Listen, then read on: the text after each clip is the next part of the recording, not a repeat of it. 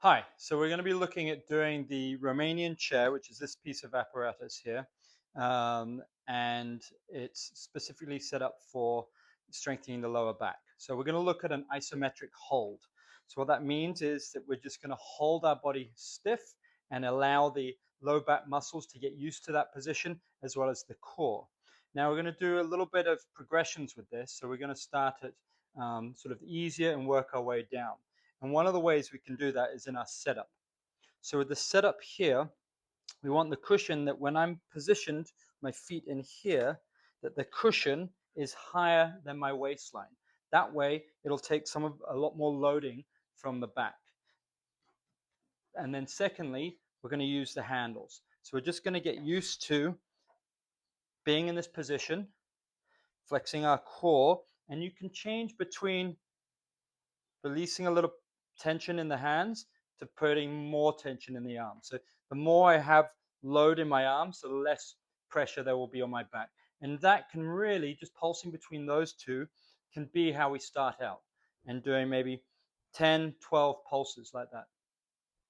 Eventually, as we become more confident and stronger, what we can start to do is start to remove our hands and just hold in this position.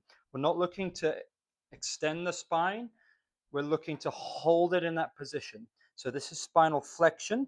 If that feels good, use this handle again and just pulse just a few flexes of the spine forward and back.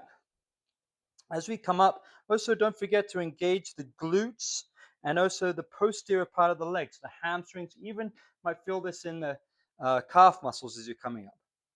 But just come back to that neutral position. Don't overextend on the spine. So that's our first phase. Once we get used to this, we can build on this as well. We could add a weight plate. So if I'm comfortable now holding my body weight without the handles, I can get back into this again, and I can hold a plate here. So here I've got about 5 pounds. It doesn't take much, and I'm going to hold it just close to my body, probably around my chest, and just hold slowly, slowly. If I need to release it, I can drop it like so and bring myself safely back up. Now, once we've got to that position, we can start looking at loading the low back a little bit more.